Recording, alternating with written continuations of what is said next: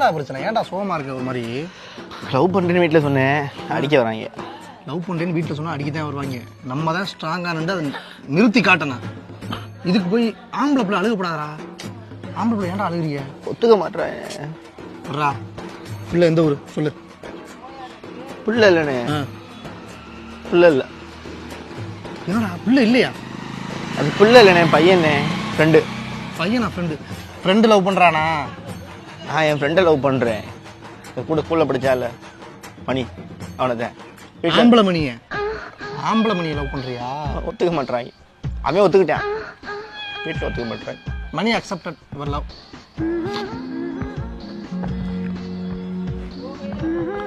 மணி நம்ம ஆளுங்களா?